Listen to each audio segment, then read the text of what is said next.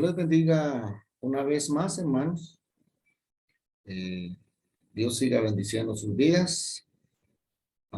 Quiero compartir con ustedes otro video donde vamos a hablar ahora de la literatura hebrea. Según nuestra parcelación, hermanos, nos toca que hablar de la poesía y literatura griega. Entonces, vamos a hablar de ella en este momento. En este video, hermanos, voy a compartirles pantalla y vamos a empezar de esta manera. En el nombre del Señor. Amén.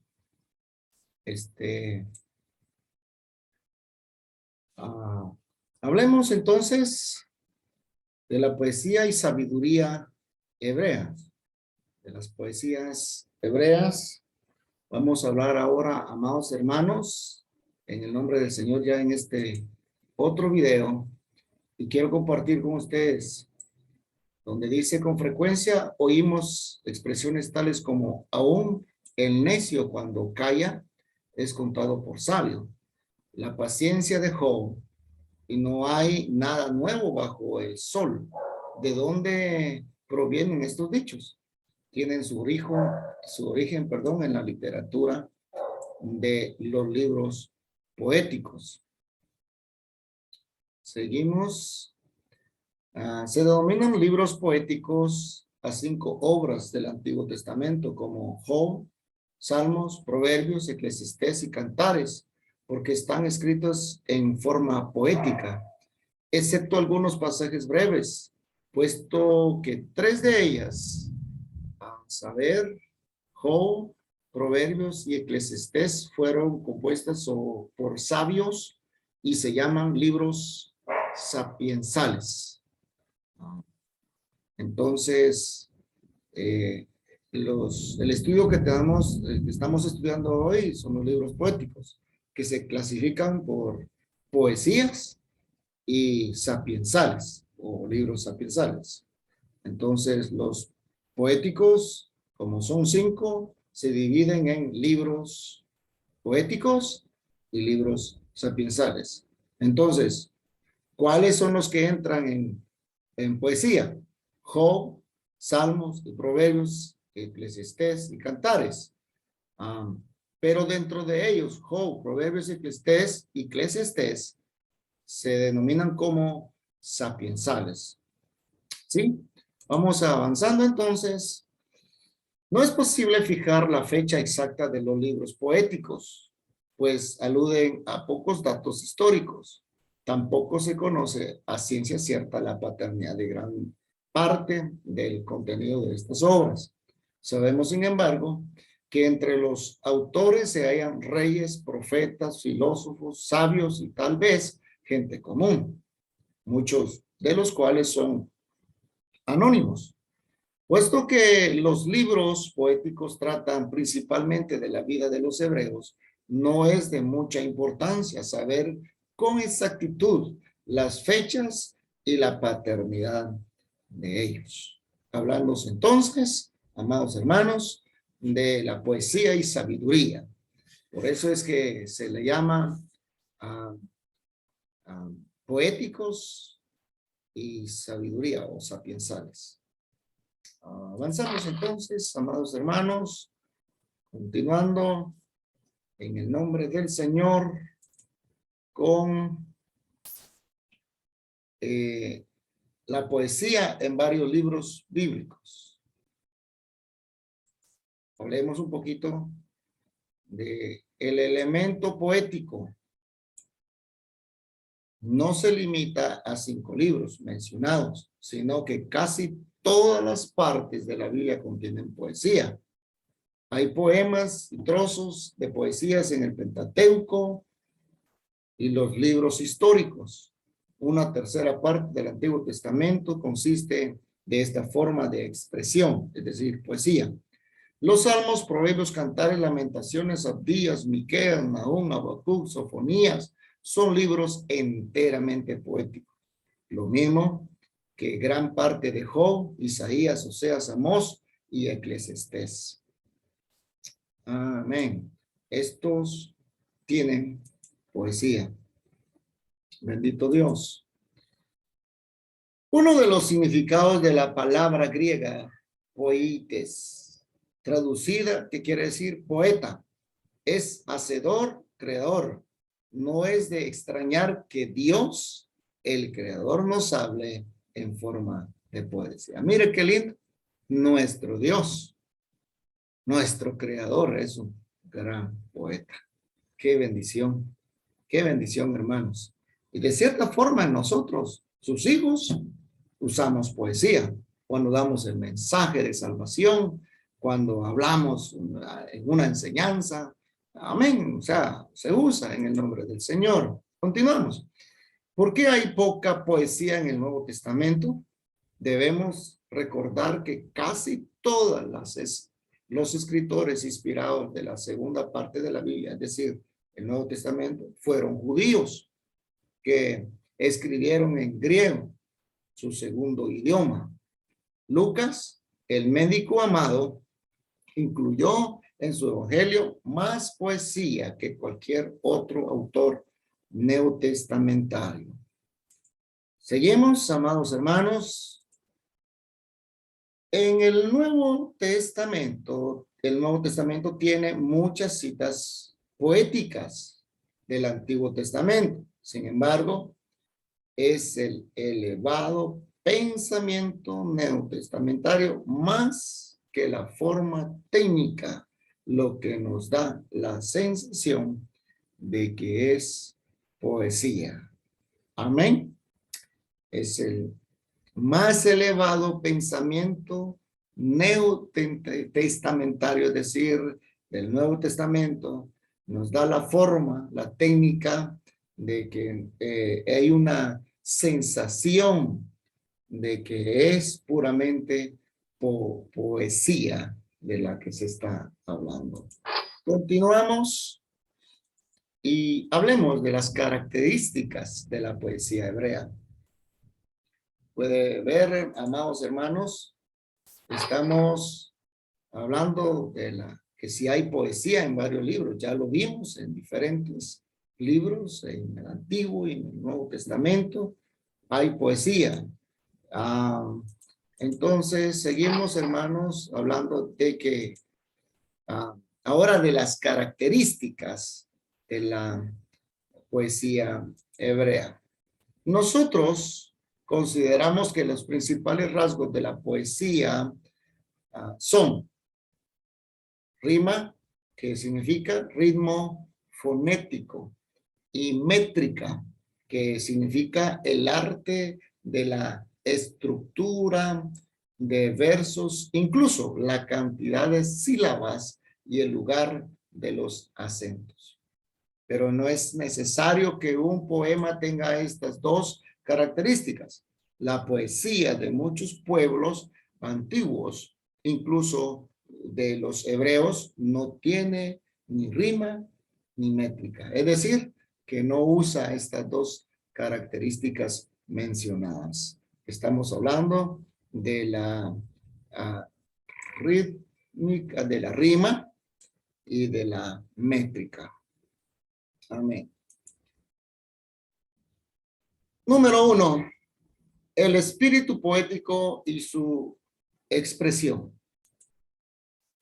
Tenemos, en primer lugar, que el espíritu poético y su expresión se expresa a menudo con el uso del lenguaje figurado y una expresión emocional. El poeta, ejemplo, busca imágenes vívidas, metáforas hermosas y términos tiernos, vehementes y persuasivos, según lo que ven. Estamos hablando del espíritu poético. Él se expresa de esta manera. Busca entonces, hermanos, expresión emocional. Busca lenguaje figurado como imágenes vívidas, metáforas hermosas y términos tiernos, vehementes y persuasivos. De esta manera estamos viendo. Número 2, mucho del pensamiento poético es intensamente personal y cargado de emoción. El teólogo, póngale atención a esto, mi amado hermano y hermanita. El teólogo afirma fríamente que el hombre tiene deseo inherente de conocer a Dios. Mire la forma en que se expresa el teólogo. Que el hombre tiene deseo inherente de conocer a Dios. Pero póngale atención a esto. Pero el poeta exclama, como el ciervo brama por las corrientes de las aguas, así clama por ti, oh Dios, el alma mía. Poeta y teólogo, siempre basados en el Salmo 41:1. El teólogo se expresa de una forma como más sencilla, pudiera decirle yo, inherente. O sea, él expresa el deseo que hay en el individuo, en la persona, de conocer a Dios. Pero el poeta dice, como el siervo, ya él está utilizando una figura. Brama por las corrientes, mire, ven, de las aguas, así clama por ti, oh Dios. Hay diferencia, pero démonos cuenta el espíritu poético aquí, el teólogo con el poeta. Aleluya.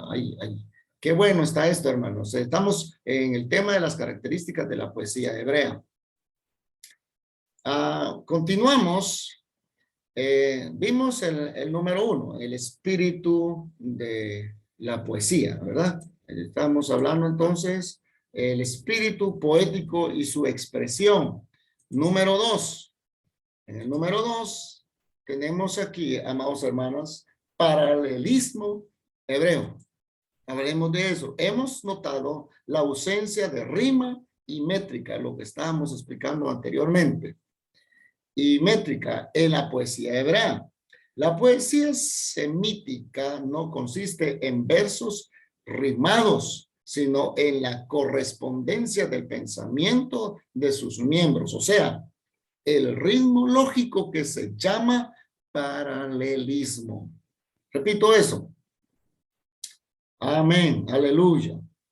Ritmo lógico que se llama paralelismo. Es lo que se utiliza en la poesía hebrea.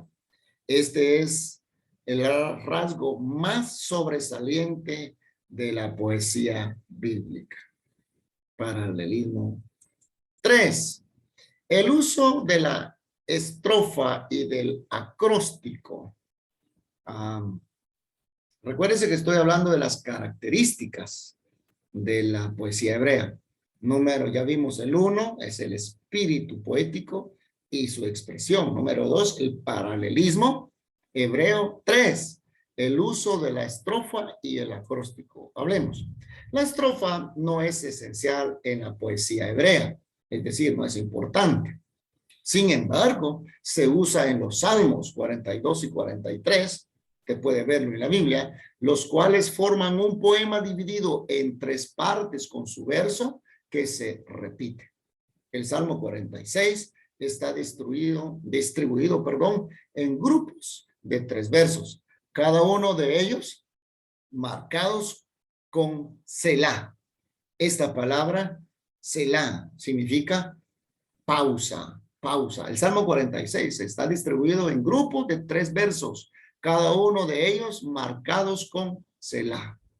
Amén. Estoy diciendo, yo no sé si usted se ha fijado, en los Salmos aparece esta palabra. Es como que agarremos el himno inspirado hoy y tiene una estrofa, 1, la 2. En los Salmos, hablando del Salmo 46, es lo que estoy tratando de decirles, que esta palabra Selah, ahí lo va a ver usted en la Biblia. Yo no se lo puedo mostrar ahora, pero usted ahora, cuando lo vea en la Biblia, va a encontrar esas palabras como está dividiendo una estrofa con la otra. Porque no se le olvide que los salmos son cantos, son alabanzas, las alabanzas que cantaba el pueblo de Israel. Número 4. Los géneros de la poesía hebrea. Géneros de la poesía hebrea. Podemos clasificar la poesía que se encuentra en la Biblia en 4 géneros. La lírica, la didáctica, incluso gnóstica, la dramática y la elegíaca. Es decir, el género que se ve en endechas y canto fúnebre. La poesía épica, que trata de la acción heroica relacionada con el destino de la raza o nación. También figura en la poesía de las Sagradas Escrituras. Cada uno de los libros poéticos tiene su género literario propio, aunque a veces se intermezclan los diversos modos de expresión. Amén. Aquí, amados hermanos, tenemos lo último. Consideremos los 4 géneros empleados en la Biblia. ¿Cuáles son? Veamos. Número 1, el poema lírico es realmente un canto. Poema lírico es un canto. Se denomina lírico porque en la antigüedad se cantaba con acompañamiento de lira o arpa. Por eso, en el templo del tiempo de David, Salomón, grupos, hermanos, en el tabernáculo, de hecho, había música, pero no como la que hoy nosotros usamos. Estamos hablando de que el poema lírico era un canto acompañado o seguido del acompañamiento del instrumento lira. Tenemos el siguiente, número 2. La poesía didáctica tiene el propósito de enseñar. ¿Escuchó eso? La poesía didáctica tiene el propósito de enseñar. Veamos. El libro de Job enseña sobre el problema de padecimiento de justos. Es decir, entonces, que a través de todo lo que hoy usted y yo conocemos de Job, su vida o la situación que vivió, nos enseña poema escrito en el libro de Job que nos enseña a nosotros cómo reaccionar, cómo accionar en el momento de tribulación y de angustia que estemos viviendo. ¿De qué estoy hablando? Poesía didáctica que nos está enseñando. Amén. Número 3. La poesía dramática en su forma pura no se encuentra en la Biblia. Repito, la poesía dramática en su forma pura no se encuentra en la Biblia, pero hay elementos de dramatización o dramatismo en los libros de Job y Cantares. Es lindo saber, hermanos, la dramatización, esa es la forma en que están dando la poesía en forma dramática y lo vemos no solo en el libro de Job, sino Cantares de igual manera. Y 4, la poesía elegíaca expresa los lamentos por los muertos. Oh, escuche eso. Los lamentos por los muertos. Las elegías de David por Saúl y Jonatán. ¿Qué hicieron ellos? ¿Ha estudiado usted eso? La situación que David vivió por su gran amigo Jonatán, por el mismo Saúl que le hizo la vida imposible. Estamos hablando de cuando ellos murieron. Quiere verlo con detalles, ahí está la cita, 2 Samuel 1, 19 al 27. Y por Abner, no su servidor, sino por el general de Saúl, 2 Samuel 3, 33, 34. Son composiciones poéticas de la más elevada forma. El libro de Lamentaciones también es de este género. Estamos hablando entonces, amados hermanos, de las características de la poesía hebrea. Vimos el 1, la forma, hermanos, del espíritu poético y su expresión, paralelismo hebreo, el uso de la estrofa y el del acróstico, los géneros, Dios, aleluya, de la poesía hebrea, y vimos ahí la forma de que se clasifican la poesía hebrea. Aleluya. Vamos a continuar entonces con lo último. Vamos a hablar la literatura sapiensal bíblica. ¿Se recuerda usted al inicio, amados hermanos, hablamos de que los libros poéticos, es decir, el curso que estamos estudiando hoy, se divide en dos, poesía sapiensal. Es decir, que los libros están en poesía y están en sabiduría también. Entonces, mis amados, la literatura sapiensal bíblica es de la cual vamos a hablar ahorita. Y uno, ¿cómo difiere de la obra literaria hebrea? Estamos hablando de la sapiensal. Al llegar a los libros sapiensales, Job, Proverbio, Eclesiastés y algunos de los salmos, el lector de la Biblia observa un notable cambio en el tono de los escritores inspirados. La sabiduría bíblica es esencialmente razón práctica, prudencia y previsión.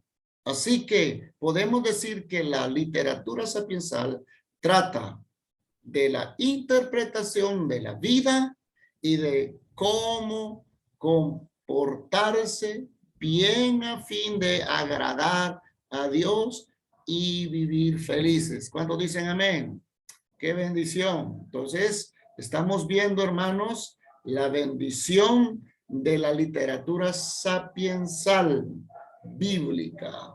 Entonces, podemos decir que la literatura sapiensal trata de la interpretación de la vida y de cómo comportarse bien a fin de agradar a Dios y de vivir felices. ¿Quién de nosotros no quiere vivir bien, hermanos? ¿Quién de nosotros no quiere vivir felices? Todos, todos. Bendito sea el nombre del Señor. Número 2, las formas literarias. Hablemos de ellas. La forma más simple de la sabiduría hebrea es la de proverbios. Hebreo es mashal, dicho popular, que eso es lo que significa, o máximo. Toma también la forma de acertijo, enigma y parábola. Ejemplos conocidos son el de enigma de Sansón, Jueces 14, 22 al 14. La fábula de Jotán, Jueces 9, 1 al 1. O Joás, segundo de Reyes, 14, 9. Y las parábolas de Natán, segundo de Samuel 12, 1 al 4. Y la de la mujer astuta de Tecoa, segundo de Samuel 14, 1 al 19. La parábola alcanza la perfección en la enseñanza de Jesús. Es decir, que ya se usaba, pero Jesús vino a dar más claro la forma de decir algo diciendo otra cosa.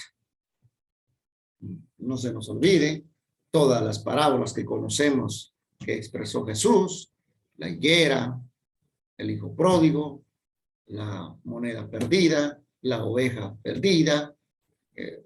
Hermanos, algo quería decir el Señor, pero no lo decía así directamente, usaba la parábola. Amén. Entonces, dice aquí, la parábola alcanza la perfección en las enseñanzas de Jesús. Continuamos. Número 3. Similitud con la literatura pagana. Oiga bien esto. El libro egipcio de la sabiduría de Amenenope